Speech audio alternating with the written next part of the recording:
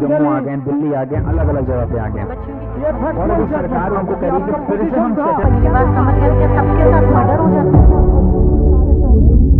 Hello everyone, I am Tanmay Tripathi. I welcome you all to Pahuncha law academy. हम एक brief discussion करेंगे budget को लेके, जो कि अभी हमारा संडे को आया है और 2026-27 का ये बजट है। कुछ सेक्टर्स हैं जहां पे सरकार ने मेन फोकस किया है, कुछ नए स्लैब्स आए हैं कि नहीं आए, ये हम यहाँ पे डिस्कस करेंगे। क्या इनकम टैक्स में कोई चेंज आया है? तो पहले से ही मैं बता दे रहा हूँ कि कोई ऐसा चेंज नहीं आया है स्लैब में। हाँ, ये जरूर आया है कि जो भी आप इनकम टैक्स का आपका पुराना स्लैब था, उसकी जगह नया स्लैब जो है वो 1 अप्रैल से एप्लीकेबल हो जाएगा। तो नया जो स्लैब सरकार ने बनाया था उसकी एप्लीकेबिलिटी 1 अप्रैल से होगी। बस इतना हमें याद रखना है। चलिए हम शुरू करते हैं। ये जो बजट है हमारा, ये 2026-27 का है।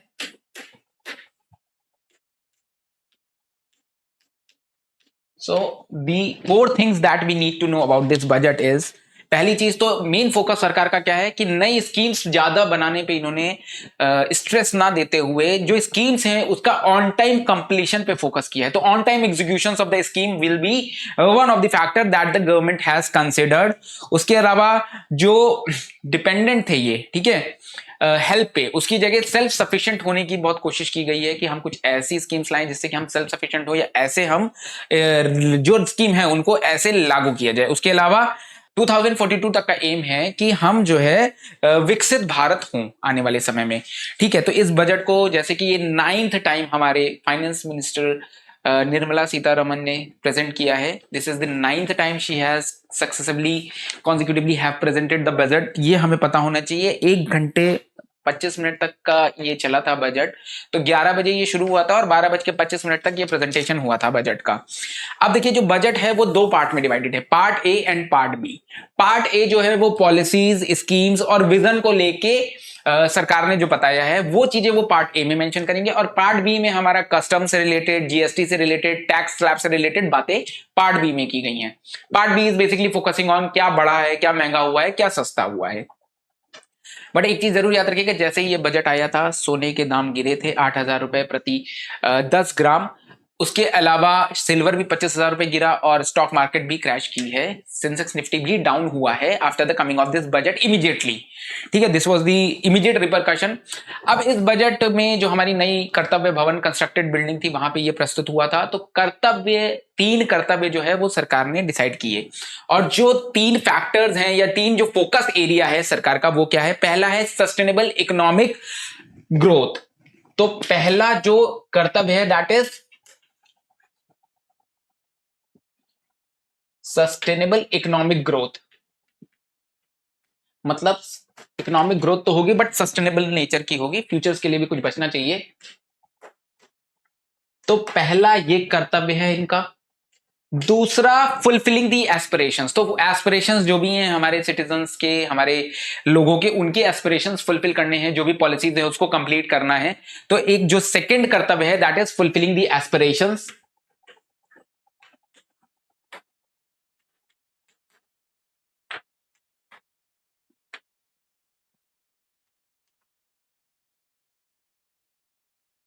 फुलफिलिंग दी एस्पिरेशंस।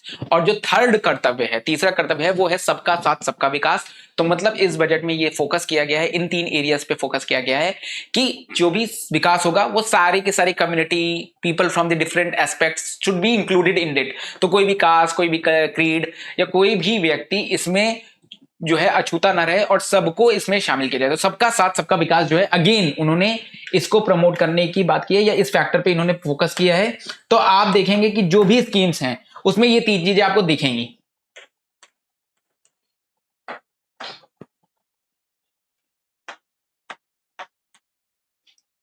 ठीक है, तो these are the key areas which are the focus area by the government in this budget 2026-27। इसके अलावा कुछ स्कीम्स हैं या कुछ ऐसे सेक्टर्स हैं जहां पे सरकार ने एक विशेष ध्यान दिया है डेवलप करने के लिए। For example manufacturing, industrial sectors जो है आपके, इस पे बहुत ज्यादा फोकस किया गया है कि हम जो है as far as industrial production is concerned, manufacturing is concerned, हम एक सस्टेनेबल स्टेट पे आए। तो जो फोकस है वो इंडस्ट्री को स्ट्रेंथ देने के लिए है। तो इंडस्ट्रियल स्ट्रेंथ के लिए इन्होंने क्या किया है कि 7 sectors will be focused for industrial growth.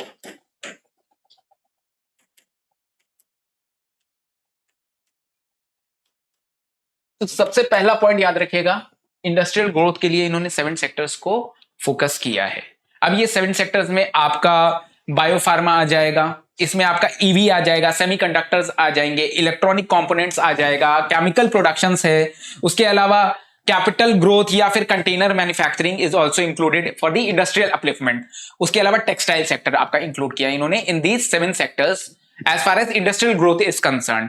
इसके अलावा हाई स्पीड कॉरिडोर की बात इन्होंने की है, आर्टिफिशियल इंटेलिजेंस की बात की है कि हम इस पे कैसे आगे बढ़ सकते हैं।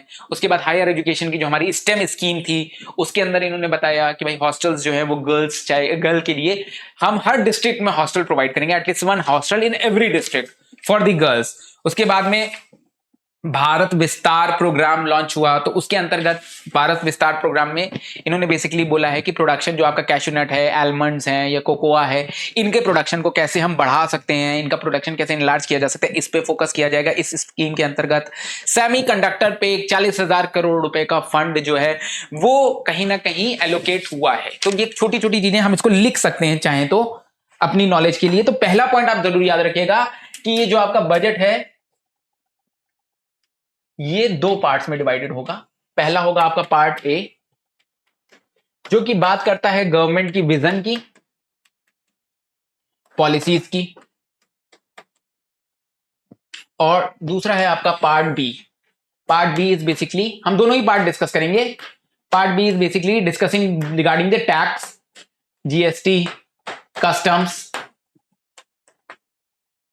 ये पार्ट बी का हमारा डिस्कशन होगा। तो part A is the major portion which we need to discuss. Part B में हम बताएंगे क्या महंगा हुआ है, क्या सस्ता हुआ है। टैक्स स्लैब में कोई चेंज नहीं आया, बस ये याद रखिएगा। हाँ, जो हमारी टैक्स स्लैब थी, जो नई टैक्स स्लैब आई है, उसकी एप्लीकेबिलिटी 1 अप्रैल से हो गई है, ये जरूर चेंज आया है। तो अब हम शुरू करते हैं। 7 सेक्टर्स जो कि हमारे इंडस्ट्रियल सेक्टर्स हैं जिनमें इन्होंने मेन फोकस किया है, वो 7 सेक्टर्स कौन से हैं इंडस्ट्रियल?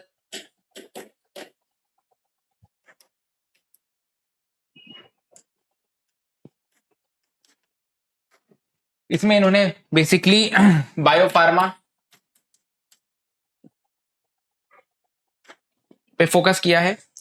ठीक है, लिखते जाएं, जिसको भी लिखने का है कि हाँ मुझे ये बात लिखनी चाहिए। तो बायोफार्मा में इन्होंने बेसिकली 10,000 करोड़ का फंड एलोकेट किया है इनके in the field of biopharma. 10,000 crore allocation.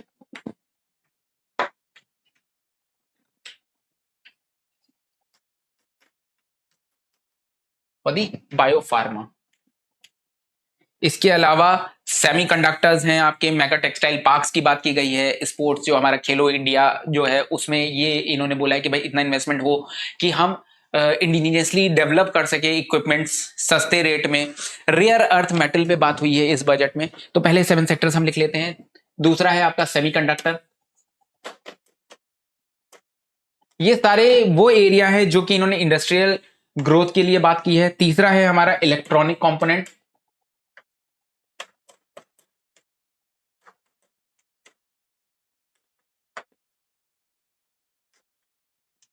चौथा है हमारा rare earth metal.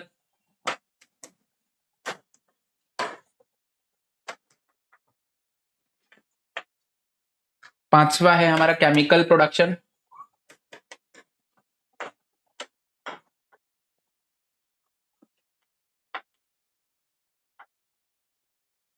Sixth is are capital goods and container manufacturing.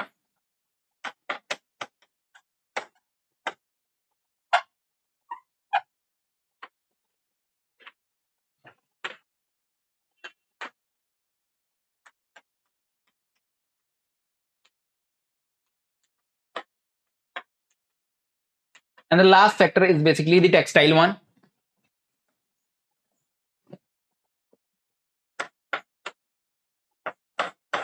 तो हमारे इंडस्ट्रियल सेक्टर्स में या इंडस्ट्रियल ग्रोथ के लिए इन्होंने बेसिकली 7 डिविजन्स किए हैं कि हम इनमें इन्वेस्ट करेंगे, इनमें हम टेक्नोलॉजिकल चेंजेस लाएंगे।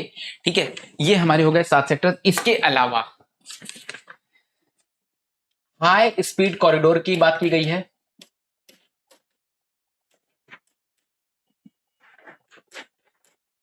तो हाई स्पीड जो कॉरिडोर है आपका, वो 7 कॉरिडोर्स बनाए जाएंगे। आप चाहे तो मैं नाम रिपीट कर देता हूँ, लिख लें। Mumbai Pune high speed corridor होगा एक आपका, दूसरा होगा Pune Hyderabad, the second high speed corridor, तीसरा होगा आपका तीसरा आपका होगा हैदराबाद बेंगलुरु, चौथा होगा आपका हैदराबाद चेन्नई, पांचवा होगा आपका चेन्नई बेंगलुरु, छठा होगा आपका Delhi Varanasi, and seventh corridor will be high speed corridor will be Varanasi Siliguri. ये 7 कॉरिडोर्स की बात की गई है कि हाई स्पीड कॉरिडोर बनाए जाएंगे, तो इसे आप याद रखिएगा। 7 high speed corridors exam point of view से इंपॉर्टेंट हो सकती हैं ये चीजें। फिर आर्टिफिशियल इंटेलिजेंस की बात की गई है कि आर्टिफिशियल इंटेलिजेंस में इन्वेस्टमेंट होगा।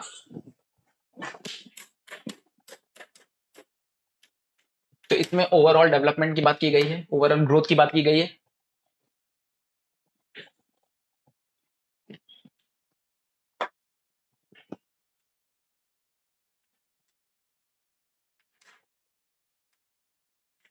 इसके अलावा the fourth thing that you need to know is 25 crore people have been elevated out of poverty, ऐसा सरकार का कहना है। ठीक है, तो the development has been there in the country and because of it 25 crore people are out of the और elevated from the poverty, ये सरकार का कहना है, ये याद रखिएगा। शिप रिपेयर इकोसिस्टम सेटअप होगा।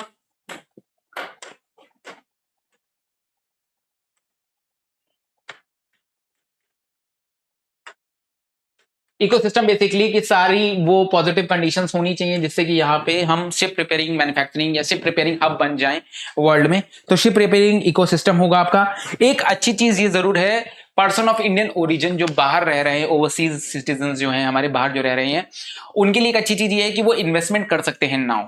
ठीक है, तो person of Indian origin POI जिनको हम कहते हैं, PIO सॉरी, तो हु लिव्स ओवरसीज,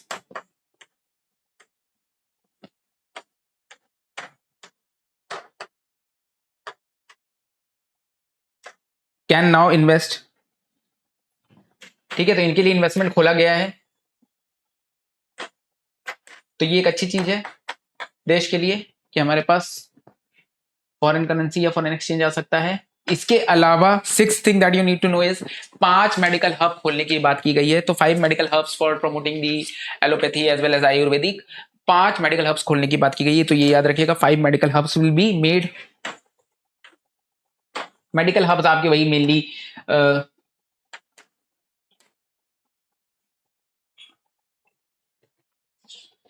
अब मेन पर्पस देखिए 5 मेडिकल हब्स का क्या है कि ये ऐसी जगहों पे खोला जाएगा जिससे कि जो भी सरकार की स्कीम है रिगार्डिंग द मेडिकल फैसिलिटीज, जो भी सरकार की स्कीम है उसका इंप्लीमेंटेशन प्रॉपर तरीके से हो सके। तो मेडिकल हब खोलने का मेन पर्पस क्या है, the implementation of the schemes will be proper. So they have talked about 5 medical hubs. 7th thing that you need to know is जो भी आपके हेरिटेज साइट्स हैं, all the heritage sites are now being open for the public access. तो लोग जो है वहां पे विजिट कर सकते हैं, जो आपकी साइट्स बंद थी पहले पब्लिकली एक्सेसिबल नहीं थी। फॉर एग्जांपल आपका लेह पैलेस है, तो वो पहले पब्लिकली एक्सेसिबल नहीं थे, नाउ इट इज ओपन। तो एक हेरिटेज साइट्स जो है वो ओपन हो गई है पब्लिक के लिए, all heritage site.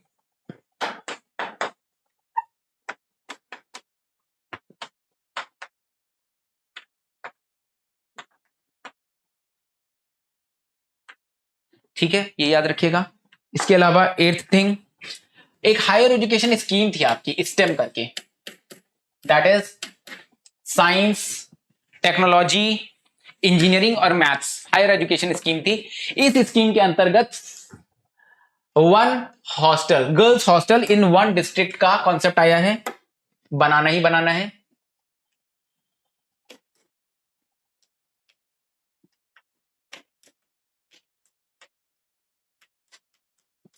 This is the proposed thing in the budget, in the yesterday's budget. इसके अलावा सेमीकंडक्टर पे इन्वेस्टमेंट की बात की गई है। तो जैसे हमने बोला था सेमीकंडक्टर जो है वो इंडस्ट्रियल ग्रोथ के लिए बहुत जरूरी है, तो सेमीकंडक्टर पे इन्होंने 40,000 करोड़ रुपए का इन्वेस्टमेंट बताया है, करेंगे ये 40,000 करोड़ अमाउंट एलोकेटेड।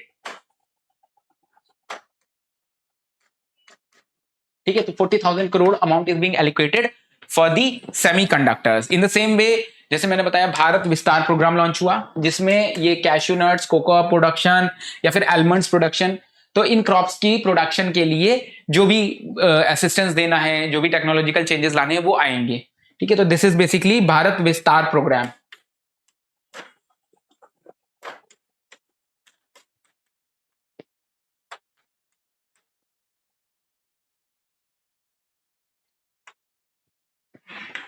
इसके अलावा integrated east coast industrial corridor की बात की गई है कि we will develop a integrated east coast corridor. तो इस ईस्ट कोस्ट कॉरिडोर का बेसिकली पर्पस यही है कि नॉर्थ ईस्ट जितने भी हमारे स्टेट्स हैं वहां से कनेक्टिविटी बहुत अच्छी हो। तो इंडस्ट्रियल कॉरिडोर की बात की गई है, इंडस्ट्रियल कॉरिडोर बनाने की बात की गई है।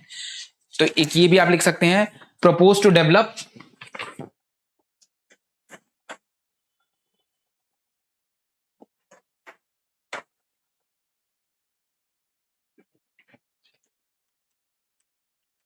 Integrated east coast corridor, east coast industrial corridor.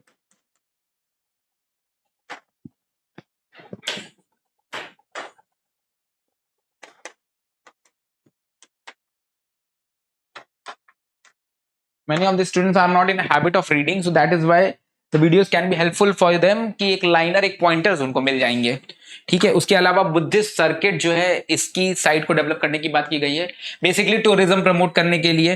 तो Buddhist circuit sites is needed to be developed in north east reason.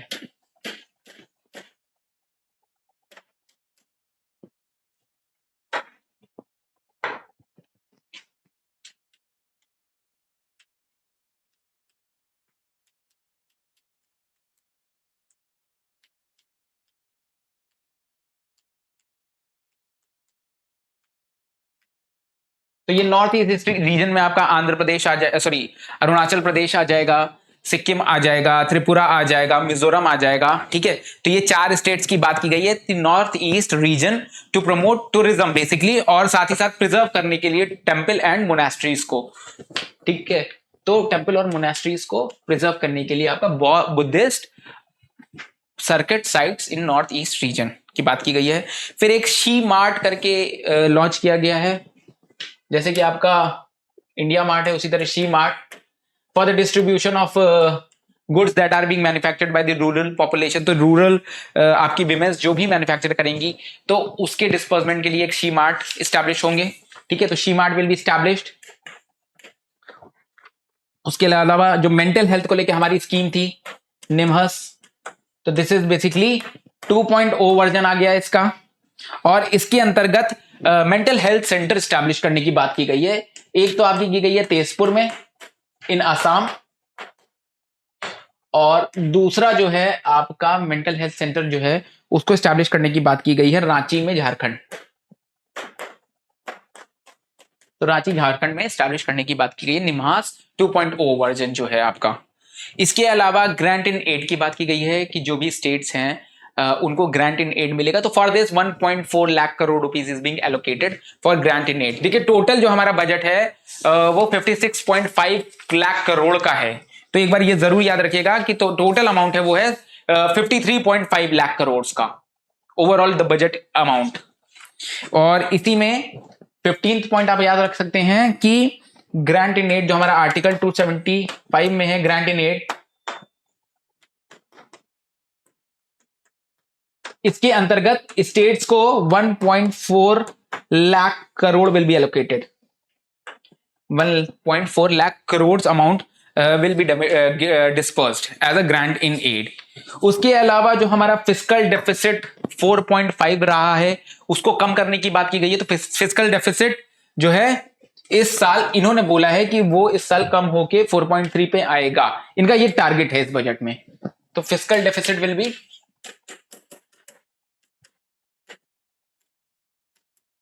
Fiscal deficit basically होगा आपका कि जो भी आप एक्सपेंडिचर्स जो भी सरकार खर्च करती है तो उसके पास जो रेवेन्यू आता है, जो अर्निंग आती है उसी से खर्च करती है। उसके अलावा अगर मान लीजिए उसके पास पैसे कम पड़ते हैं तो वो बोरोइंग्स लेते हैं, चाहे बाहर से लें, चाहे इंटरनल बोरिंग हो चाहे एक्सटर्नल बोरिंग हो, तो उस पर उनको एक इंटरेस्ट देना पड़ता है, वो अमाउंट रिफंड करना पड़ता है। तो that is fiscal deficit which is 4.3।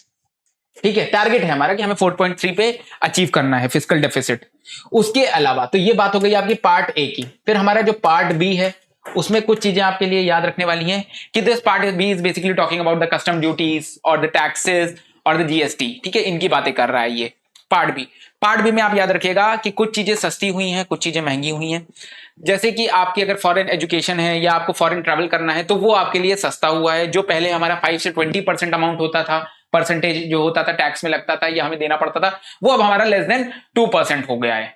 तो एक ये चीज अच्छी हुई है कि इंटरनेशनल ट्रिप्स हमारे लिए चीप हुई हैं। तो चीप क्या हुआ है और कॉस्टली क्या है, ये जरूर याद रखिएगा। टैक्स जो है वो कार्स, आपकी जो कैंसर मेडिसिन हैं उस पर टैक्स हटा है, तो जाहिर सी बात है कि वो दवाएं जो हैं उनकी कॉस्ट कम हो जाएगी। तो एक ये चीज सस्ती हुई है। इसके अलावा इलेक्ट्रिक व्हीकल को प्रमोट करने के लिए सब्सिडी प्रोवाइड की जाएगी, तो वो भी चीप होंगी आपकी। तो इलेक्ट्रिक व्हीकल चीप हुआ, सीएनजी आपकी चीप हो गई। उसके अलावा क्लॉथ्स, कपड़ों पे टैक्स कम किया गया है, तो उस पे जो आप देखोगे कि कपड़े सस्ते हुए। लेदर आइटम्स जो हैं वो भी सस्ते हुए हैं आपके। जैसा कि मैंने शुरुआत में भी बताया था कि जैसे ही ये बजट आया उसके बाद 8,000 रुपए पर ग्राम, 10 ग्राम आपका सोने का रेट कम हुआ, 25,000 रुपए आपका चांदी का रेट कम हुआ और सेंसेक्स निफ्टी भी डाउन हो गया था तुरंत ही इसके आते ही। ठीक है, तो ये कुछ चीजें थी जो सस्ती हुई हैं। और साथ ही साथ महंगा क्या हुआ है, तो देखिए महंगे में आप देख लीजिएगा 40% जो है इन्होंने टोबैको में हाइक की है, तो 40% टैक्स उसमें बढ़ गया। अल्कोहल में टैक्स बढ़ा हुआ है आपका, तो ये दो चीजें ऐसी हैं जो महंगी हुई हैं। कस्टम ड्यूटी बढ़ी है, मिनरल्स पे टैक्स बढ़े हैं, तो मिनरल्स भी आपके महंगे हो जाएंगे। तो these are the 4 things which you need to know जो महंगी हुई हैं। तो this is the overall outline about the brief and concise outline about the budget कि क्या सस्ता हुआ, क्या महंगा हुआ और कौन सी ऐसी पॉलिसीज या विजन्स हैं सरकार के आने वाले 5 साल में।